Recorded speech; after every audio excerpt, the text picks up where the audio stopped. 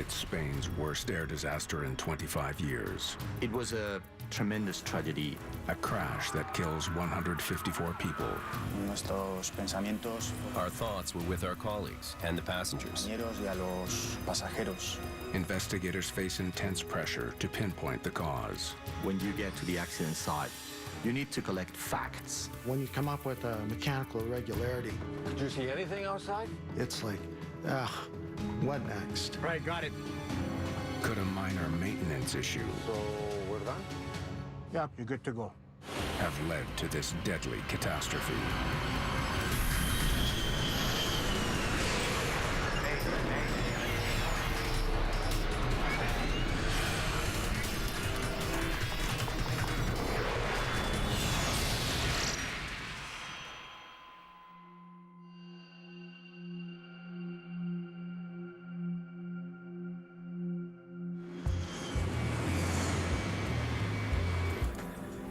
It's 2:14 p.m. at Madrid Barajas Airport.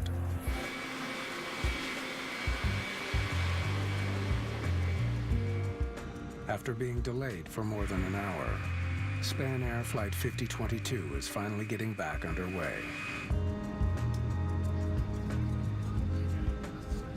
There are 166 passengers on board, many of them looking to escape the stifling heat of Madrid in August.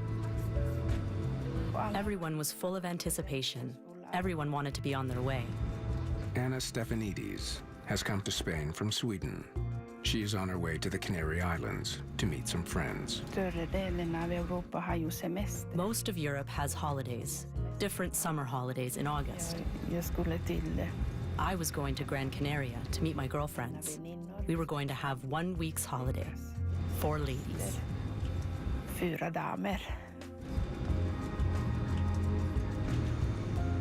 Today, Captain Antonio Luna is in command. A former Spanish Air Force pilot. He's been with Spanair for 9 years. How's our time? About an hour and a quarter behind schedule. First Officer Francisco Mulet joined the company just a year and a half ago. Almost all of his 1,300 flight hours are with Spanair. Maybe we can make it up in the air. Maybe. The flight began with a morning hop from Barcelona to Madrid. From Madrid, they'll fly 2 hours and 50 minutes south to Gran Canaria in the Canary Islands.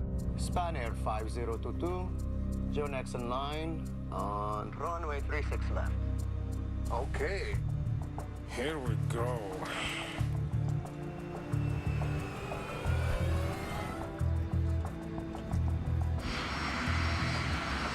Preparing for takeoff is an extremely busy time for the flight crew. They've got multiple checklists that they have to run. Ignition. Set. Spoilers. Armed. Make certain the aircraft is properly configured, the thrust is set right, the brakes, etc. Air conditioning. So there are a plethora of factors that are all running through their minds simultaneously. And final items we have 8. 11 aligned, 11 stowed. Spanair 5022, you are cleared for takeoff, runway 36 left. Cleared for takeoff. Spanair 5022. Okay, your aircraft. First Officer Mulet will fly the plane from here. My aircraft. At 2:23, the MD-82 aircraft starts speeding down the runway.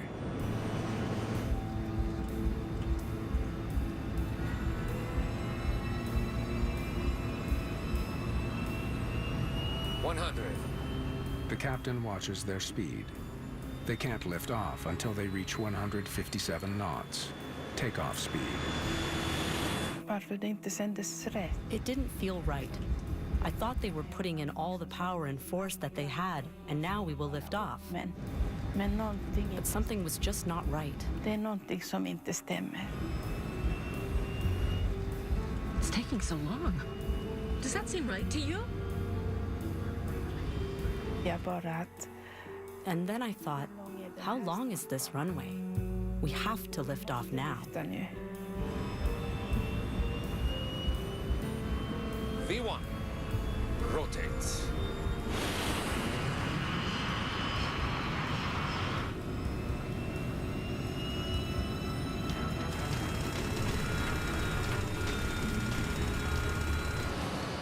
An alarm warns the pilot something is going wrong.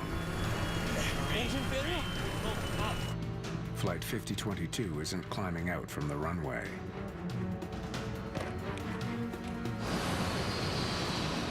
The first officer increases power, but he's losing control of the plane. Men sen när vi kom i luften, When we finally lifted, everything went suddenly to the right, and then I just heard screams and crashing. skrik och smäll. The hell you turn off that warning? The plane is less than 40 feet from the ground.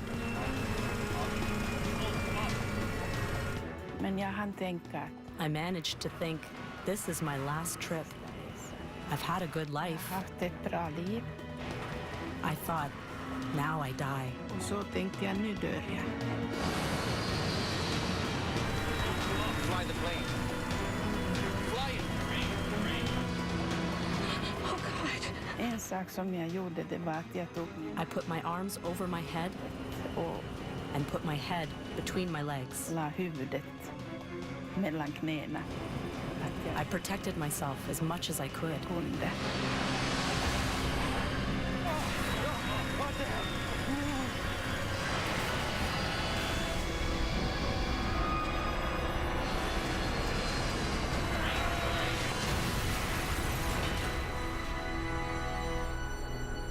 Just seconds after takeoff, Flight 5022 slams into a riverbank beside the runway.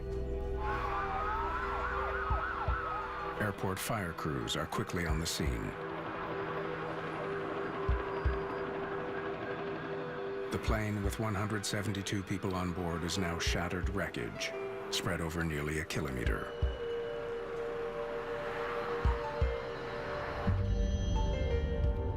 Anna Stefanidis has landed in the water, still strapped to her seat.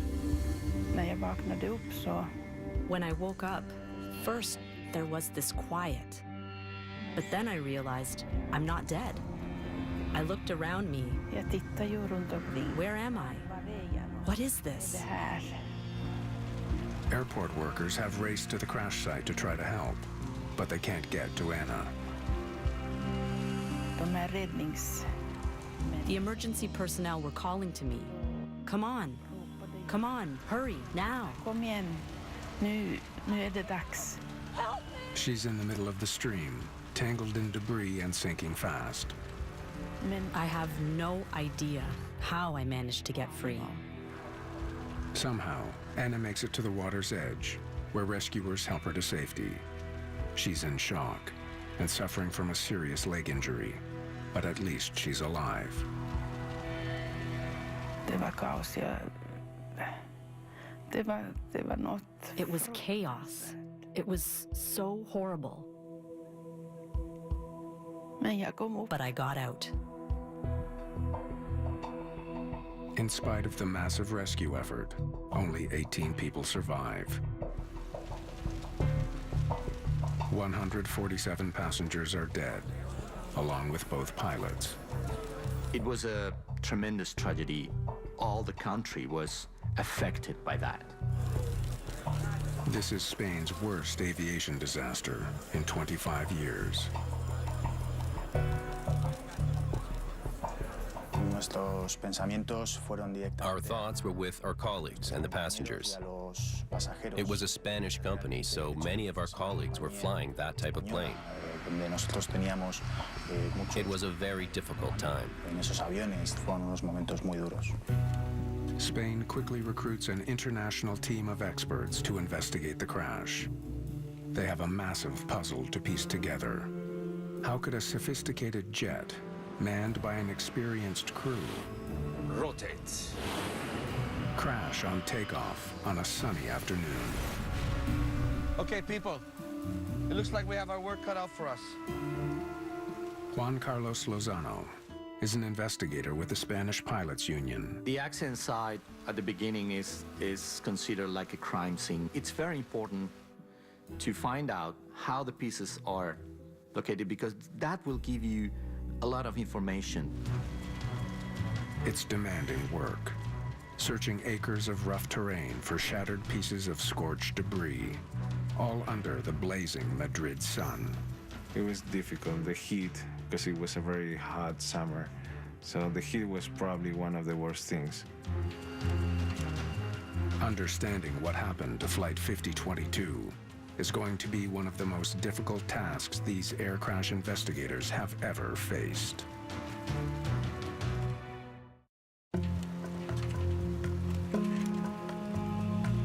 Investigators into the crash of Spanair Flight 5022 immediately focused their efforts on recovering the plane's 2 black boxes, or flight recorders. For an investigator, the FDR is one of the most vital records that we can get, because everything that is working, or it is not working, or it's causing an issue, will be recorded there. Once they download the data, it could provide vital clues about what went wrong. Let's get this to the lab, ASAP, okay?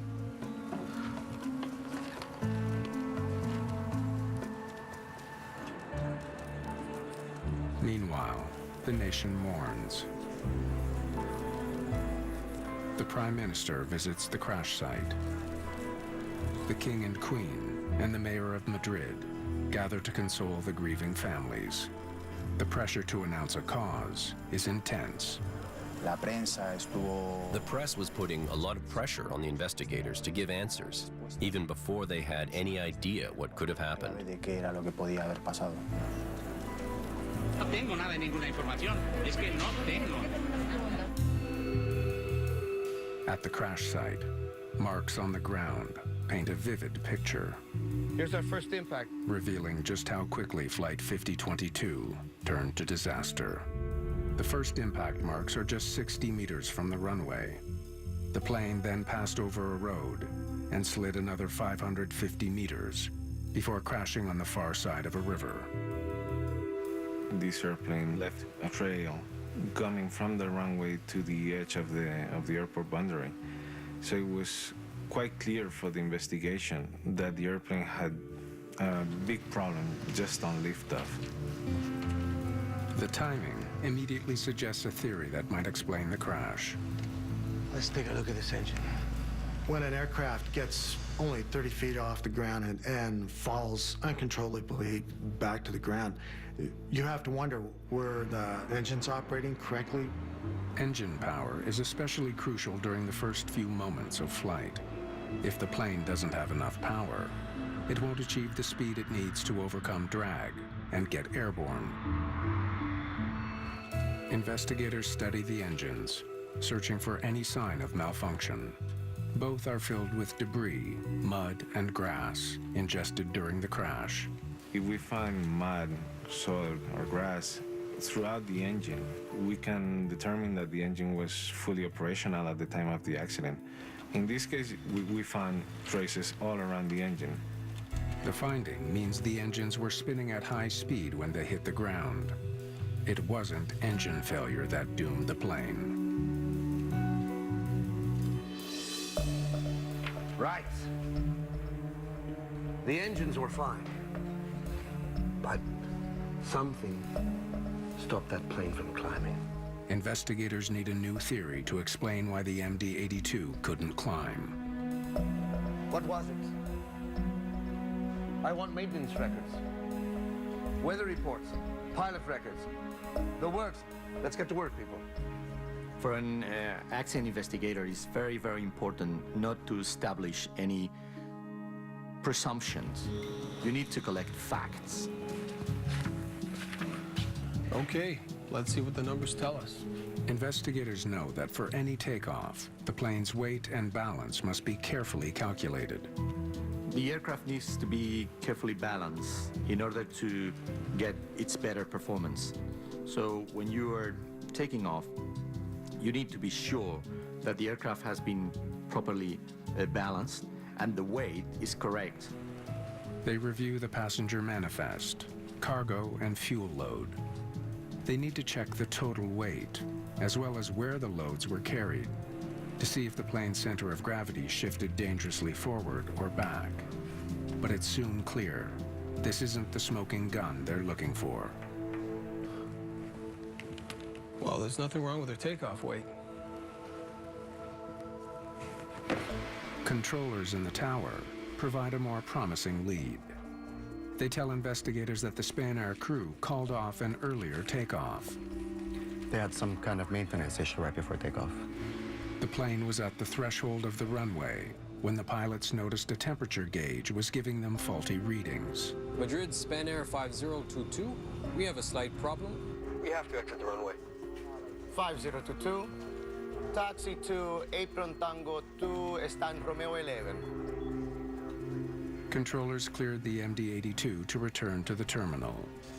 You've spent the last 45 minutes totally focused on getting that aircraft to the runway. And when you come up with a mechanical irregularity, it's like, what next? It's a showstopper. Ladies and gentlemen, we are experiencing a minor technical problem. We're just going to head back to the terminal to see if we can sort this out. Normally, the passengers are more comfortable after a clear and direct explanation on what's going on. Well, I guess we're not going anywhere just yet. Men jag tänkte, nej, vad ska jag oroa mig? I thought, why should I worry? I've bought my ticket. I've paid for my ticket. I want to get there, and I will. So they will have to do their job and fix this. Göra sitt jobb och fixa det här. Could the last-minute repair be the key to explaining the crash of Flight 5022? Investigators need to know.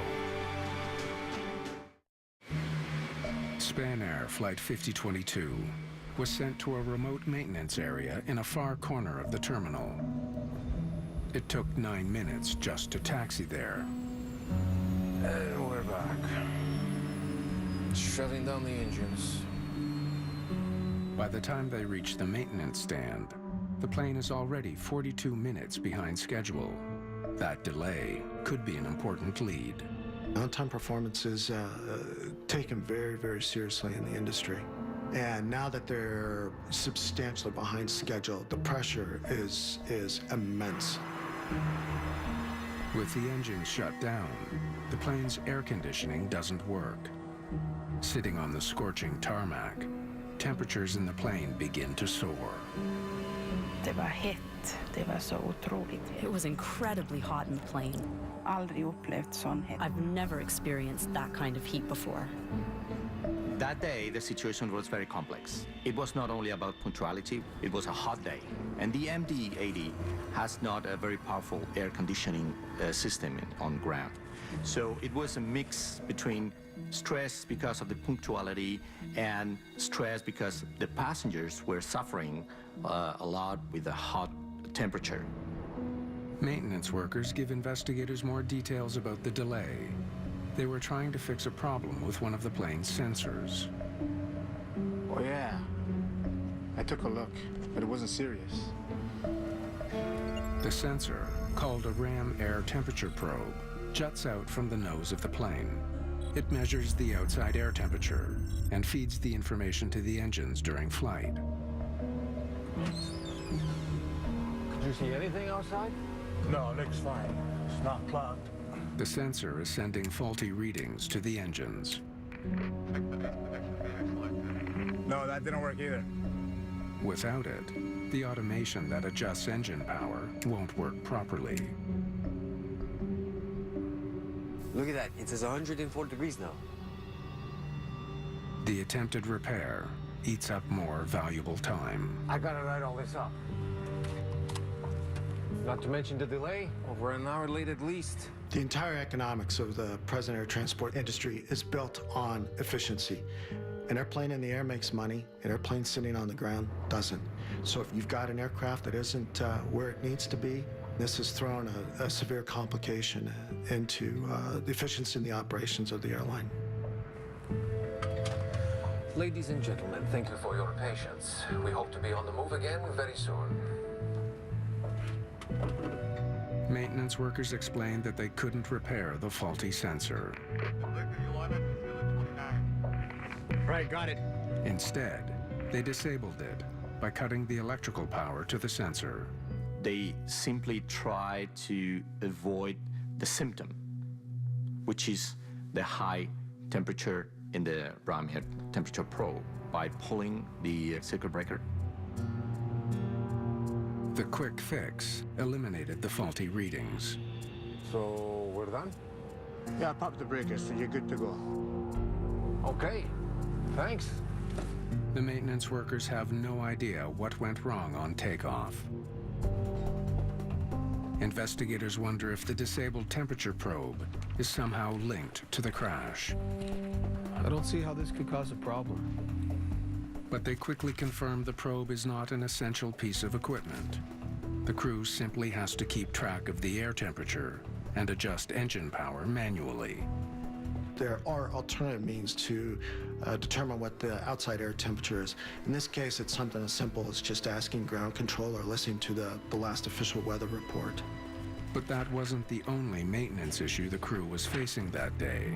It says here the right thrust reverser was disabled as well. Thrust reversers are used on landing to help the plane slow down. When engaged, bucket doors open to deflect the jet blast and redirect it forward. If a reverser malfunctions and activates during flight, the plane can lose lift and drop out of the sky. That's what happened to Lauda Air Flight 4 in 1991, killing all 223 people on board. Did a faulty reverser somehow activate on takeoff? It seems unlikely, but it would explain the plane's deadly trajectory. If this thrust reverser had deployed inadvertently, because the jaw movement would have taken the airplane to the right-hand side, which is actually where the airplane crashed. It's an intriguing theory, but so far, there's not enough evidence to prove it.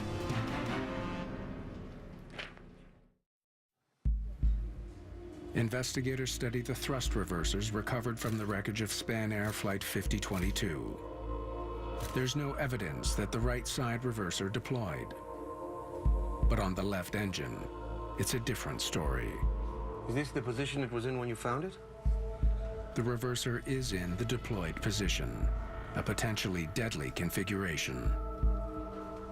If one of the thrust reversers deploy inadvertently on takeoff, given that the engines are providing full thrust, that would pose a very big threat for the controllability of the airplane. Finally, something that points to a serious mechanical problem with the plane. One that might explain the crash of Flight 5022. A lot of scrape marks. But as investigators continue to scrutinize the reverser, they realize there's a problem with the theory. I think it was deployed after impact, as the engine was dragged along the ground. Distinctive damage to the reverser tells investigators it deployed after the plane came down, not in the air. All the damage that it had sustained was very easy to compare with the marks on the ground. So that led the investigators to rule out the thrust reverser. Something else stopped the plane from climbing out. Investigators need to shift gears. Once you have eliminated the engine failure, you have to think about lift, about the possibility of the aircraft to become airborne. What kind of wreckage have we recovered from the wings? Get me everything you have. The plane's wings are equipped with control surfaces, the flaps and slats that extend at takeoff to help generate lift. For modern airplanes, the flaps and the slats are probably the most critical parts besides the engines and the wings itself, as it allows the airplane to take off and land in a shorter distance with lower speeds. If the flaps didn't extend properly, it would result in Flight 5022 not having enough lift to climb. The investigators study the lever mechanism that pilots use to control the flaps. The flap lever was an essential part of the investigation. If the lever was driven against the side of its track during impact, it might leave a mark showing how the flaps were set at takeoff. Well, what have we here? There's a deep scratch at 0, or retracted position. It's a startling finding, one that suggests the flaps on Flight 5022 were not extended for takeoff. My first reaction as a pilot is that flaps and slats are absolutely necessary for takeoff. And there's just not going to be a survivable crash if they've attempted takeoff and they weren't extended. It's hard to believe a professional pilot could forget to set such a vital piece of equipment. Did the flap handle shift during the accident? Or did the pilot somehow fail to set it properly before takeoff? V1. My second innate question is, why? What happened to prevent them from being in the right position? The answer to that question could explain why 154 people died Rotates. in one of Spain's worst air disasters. Investigators dig into the personal and professional histories of the Spanair crew, wondering if the pilots could have made a terrible mistake. Both qualified, both experienced. You always check on their experience, if they had any issues during the training, what kind of training they had. The pilot records turn up nothing significant. Captain Luna and First Officer Mulet are both up to date on all necessary training. Hard to believe these guys could forget to set their flaps. El comandante tenía una acreditada reputación. The commander had an excellent reputation. He was a person who was considered to be very meticulous. He enjoyed flying and took pride in being a professional. Estar a la altura y manejar el avión de una manera profesional. Investigators turn to the cockpit voice recorder for answers. Okay, let's hear it. Ignition. Set. Cuando escucha su... When you listen to a cockpit voice recorder, you're trying to understand the pilots and put yourself in the pilot's situation. El piloto. They're listening for anything that might tell them how the flaps were set for takeoff. Spoilers armed. The pilots make their final preparations. And final items we have 8. 11 aligned, 11 stowed. Including a last-minute check of the flaps that's required right before takeoff. Hold it, stop right there. Final items. That includes checking the flaps. He called out 11. That's the right setting. The recording suggests the pilot set the flaps to 11 degrees, exactly where they should be. Perhaps the flap lever did somehow shift after takeoff. Maybe they did get it right. I was really shocked that the crew definitely talk about the flat position.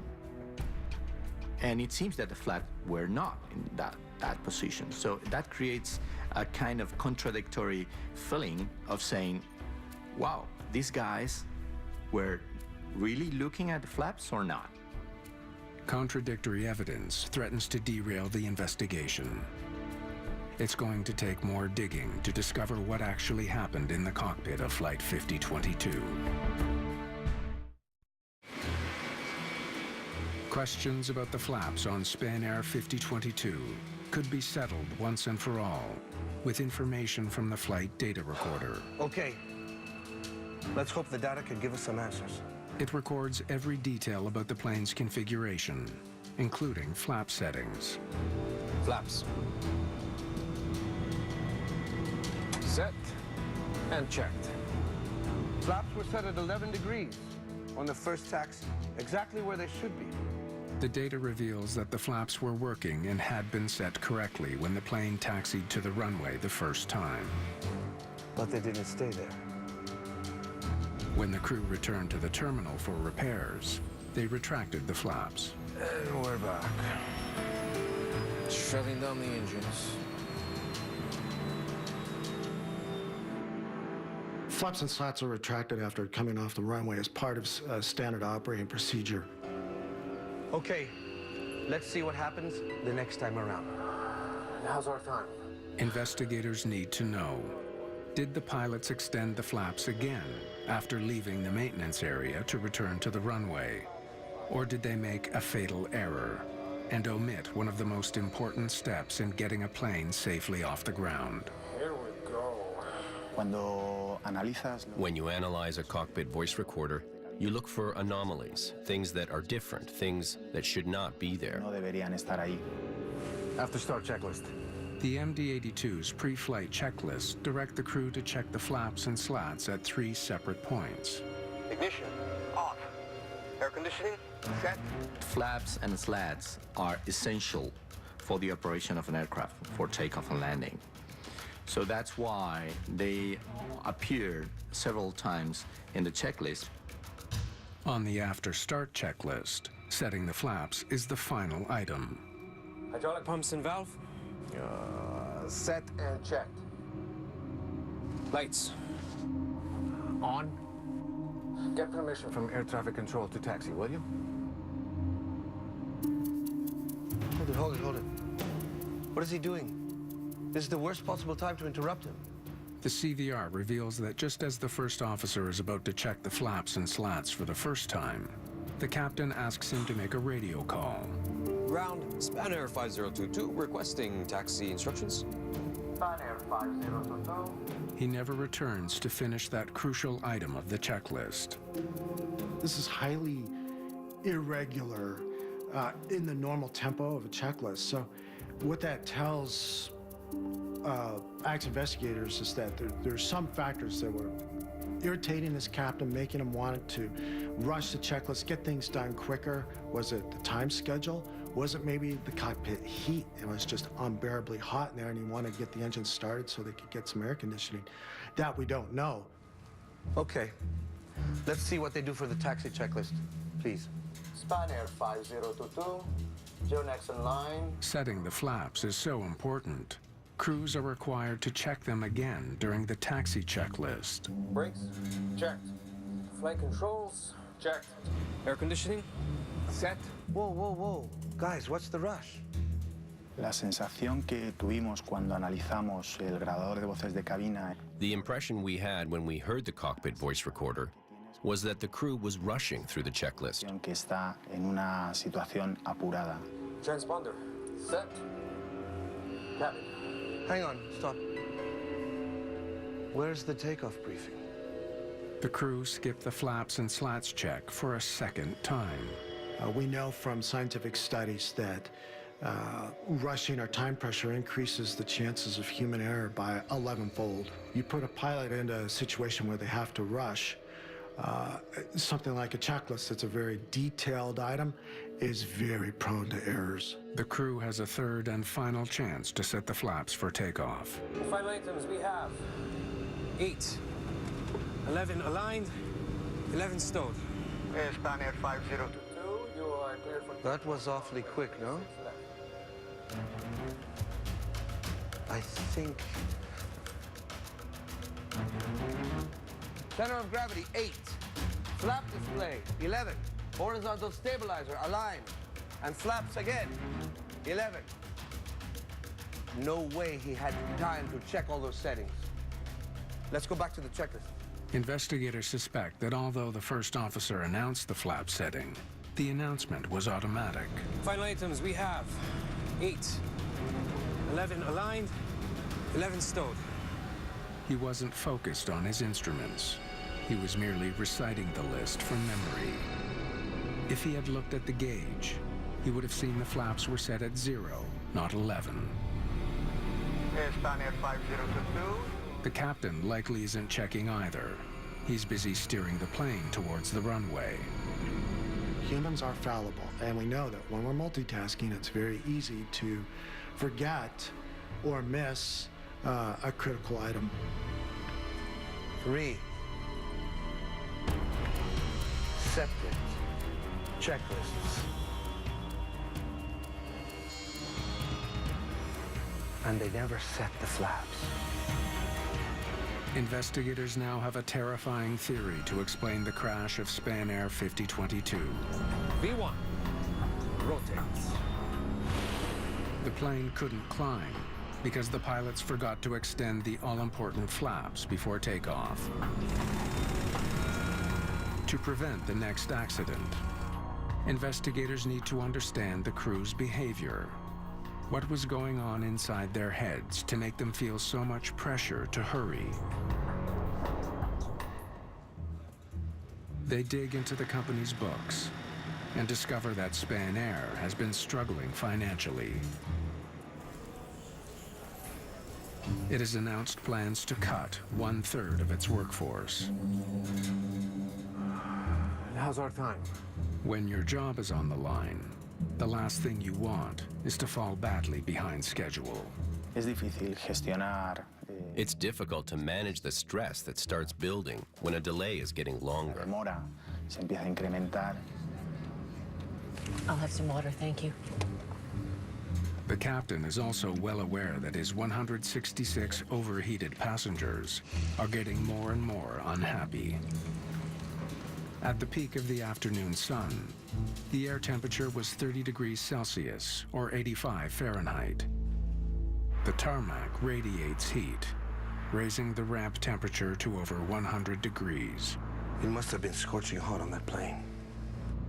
We've got large windows, the sun is beating in. I assure you that cockpit's gonna be 120. You're wearing a shirt, a tie, it gets unbearably hot. No doubt about it. Those guys were coping with a lot of pressure. When you look at all the issues that the flight crew is facing, time, schedule, inoperative components, and a regular procedure to do, it's just human nature for us to rush through the normal procedures. Psychology helps explain why the crew made the mistake in the first place. But there's another troubling question.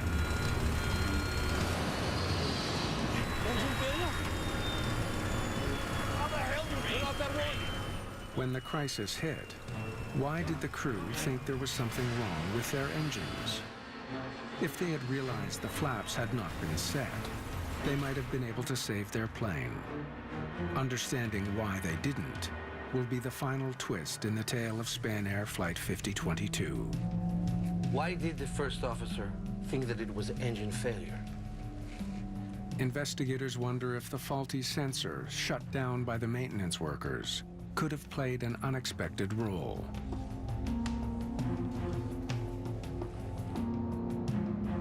So we're taking off using manual thrust, right? With the sensor disconnected, engine control is no longer automated. Yeah, manual thrust. Before takeoff, the first officer mentions this 5 times. And if we go for manual thrust, then we'll engage the autopilot after takeoff, right? Right. The disconnection of the ram air temperature probe created a lot of concern from the co-pilot's point of view, because that also affects the auto throttle, which is the automatic system for engine power. Look, just check the weather for the temperatures. It won't be a problem. The captain reassures him that they can set the thrust levers manually, but the first officer is uncertain. Okay, got it. Already preoccupied with the engines, the first officer mistakenly assumes they have an engine problem when things start to go wrong.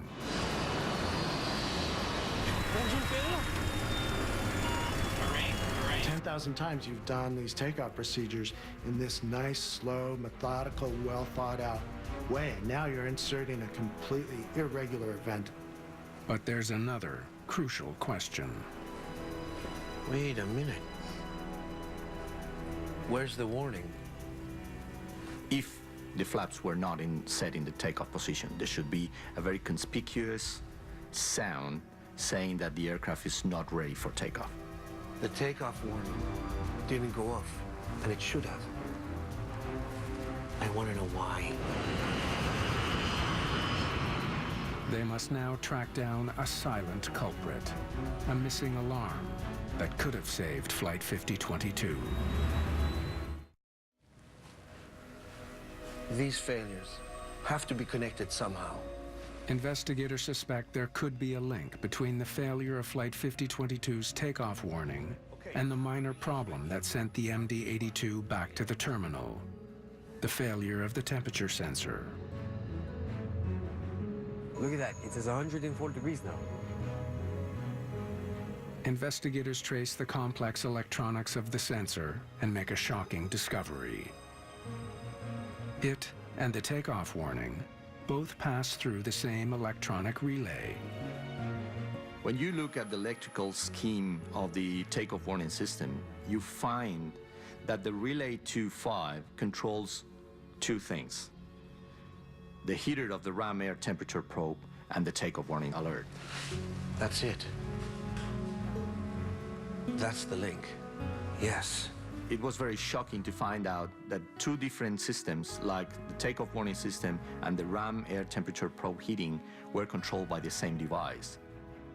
Investigators suspect the R25 relay failed, disabling both the temperature sensor and the takeoff warning.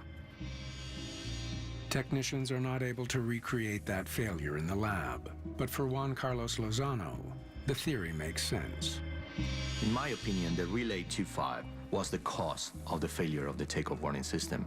Right, got it.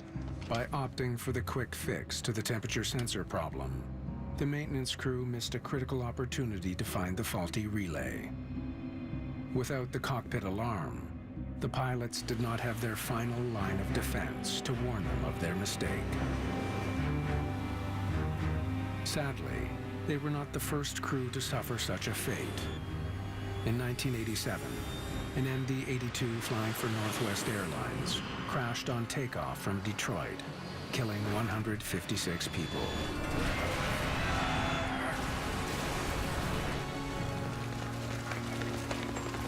Just like the Spanair crew, the pilots in Detroit failed to set their flaps and slats, but got no warning. A disabled electrical circuit silenced their plane's alarm.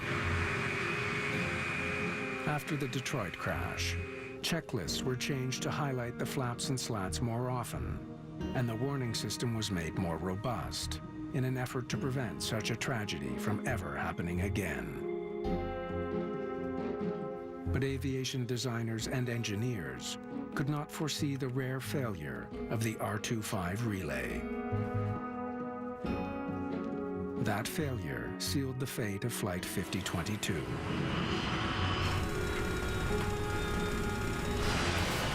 As an aviation professional, as an accident investigator too, this is probably the most frustrating situation in the world, because when you investigate an accident, is to avoid this to happen again. And unfortunately, in this case, we had a very similar case 20 years after the Detroit accident. In both Detroit and Madrid, it was the crew's failure to follow their checklists that led to disaster. The Spanair investigators list the inoperative takeoff warning as a contributing factor that prevented the crew from recognizing the danger. But Juan Carlos Lozano, representing the pilots' union, sees it the other way round. The single biggest failure in this accident is the failure of the takeoff warning system. This system was designed considering that the humans can make mistakes. And this is a clear example that the last line of defense failed. After the crash of Spanair 5022, Boeing again revised its checklists to make extending flaps and slats more prominent. And electronic checklists are now being used in some planes. Unlike paper checklists, they can display clear messages to the crew to tell them what they have and haven't checked. We cannot have this absolutely vital safety layer fail. We've got to have a 100% always works system.